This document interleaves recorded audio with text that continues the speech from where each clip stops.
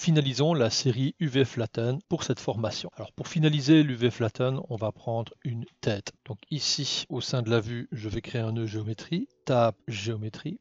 Je vais aller dans le nœud géométrie, on va sur l'icône pour aller chercher le fichier, et on retrouve ici tête FBX, accepte. On va recadrer dans la vue Home, on clique dans la vue, barre d'espace H. Généralement pour les types de fichiers externes, comme Alembic, FBX ou OBJ, j'aime bien parfois mettre un convert au cas où. Donc je vais mettre ici un convert pour être sûr de l'intégrité de ma géométrie. Alors c'est pas une obligation, hein. Donc le convert c'est de faire reconnaître ma géométrie en termes de polygones. Dans cette vidéo, nous allons voir une variante de sélection. Cette sélection va permettre de faire reconnaître différentes découpes d'UV et de les intégrer dans un groupe. Dans les shells qui sont ici, lorsque vous allez dans Modèle, vous allez avoir le nœud groupe qui est ici. Lorsque je suis en sélection, vous avez la possibilité de sélectionner différents composants, on va prendre le cas de segments, mais vous pouvez les sélectionner en fonction de certains objectifs. L'objectif le plus utilisé par défaut, c'est simplement une sélection, mais ici, je vais faire une sélection de découpe pour l'UV Layout. Lorsque vous cliquez sur cette option, vous allez avoir vos groupes reconnus par couleur. Pour l'instant, il y a 3 groupes distincts. Cela signifie que notre géométrie est constituée d'éléments, c'est-à-dire de primitives qui n'ont pas de vertex commun. Vous allez voir maintenant comment on peut développer rapidement un visage. Ici, on va faire le tour de l'oreille en utilisant les segments. Donc j'utilise souvent Shift A et double-clic, ou tout simplement Shift et double-clic pour avoir une multi-sélection. Dès que vous avez cliqué et que vous avez fait le tour de l'oreille, le périmètre va considérer que vous venez de faire une sélection qui automatiquement va être reconnue. On va continuer toujours en appuyant sur Shift pour ajouter à notre sélection. Double-clic, double-clic, double-clic, et automatiquement, je viens d'avoir une autre sélection englobante qui est reconnue. Maintenant, vous n'êtes pas obligé de faire des sélections englobantes, et heureusement dans le cas du découpe, utilisant l'UV Flatten. Je vais découper mon visage en prenant cette partie, j'appuie sur Shift et A, je vais maintenant aller vers le haut, et ce jusque derrière. Donc toujours avec Shift A, je prolonge ma sélection.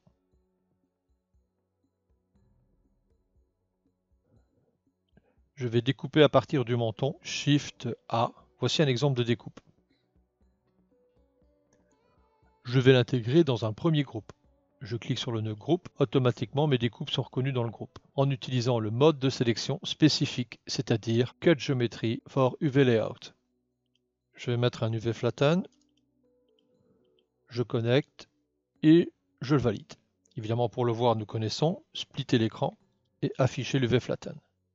L'UV Flatten agit sur toute la géométrie par défaut et donc les cimes ne sont pas reconnues. Pour faire reconnaître en termes de cimes, c'est-à-dire en termes de découpe préalable le groupe, il suffit d'aller chercher votre groupe. On va faire un repack et on va choisir non pas le mode spectral, mais le mode angle.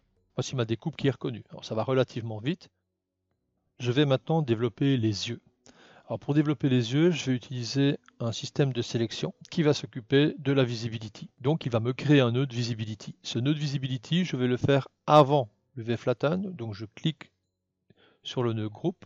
Je peux activer le nœud groupe. De toute façon, ce n'est pas la vue UV View qui m'intéresse, mais la vue perspective. Sur la vue perspective, je vais faire barre d'espace B. Je bascule en mode sélection, primitive, double-clic sur un œil, Shift, double-clic sur un œil pour sélectionner toutes les primitives constituant les deux yeux. Dans le jeu de sélection et les options proposées, nous avons ici un menu de visibilité.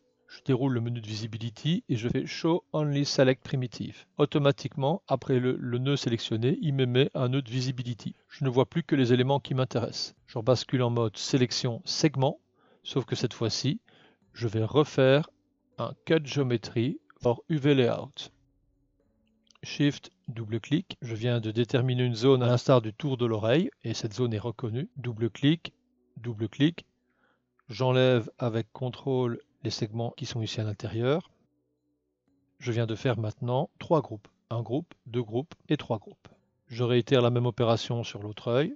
Double-clic, double-clic, double-clic, CTRL, et je finalise à l'arrière de l'œil avec un simple Shift. Mes reconnaissances d'UV sont maintenant faites pour les yeux. Je clique sur groupe. Ceci est le groupe numéro 2. Je vais faire un bypass sur Visibility et je reviens sur UV Flatten.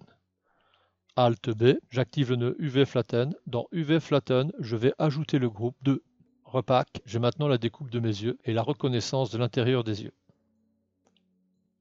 Pour réorganiser tout, on va profiter de ce qu'on a vu dans la vidéo précédente avec l'UV Layout. Tab, UV Layout, on affiche l'UV Layout, on vérifie que certaines options comme Axis Align est actif. On va modifier légèrement la gestion du centre et de la taille. Je vais basculer en sélection primitive. Je sélectionne tout. Je fais un E pour personnellement replacer.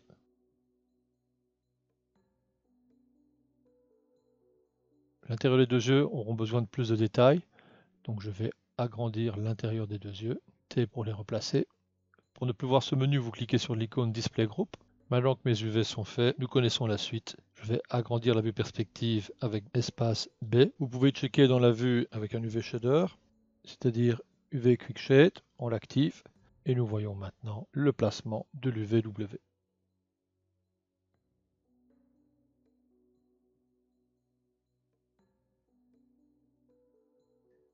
À vous de créer les textures ou rendez-vous dans la formation spécifique à la gestion de textures et au shader de peau.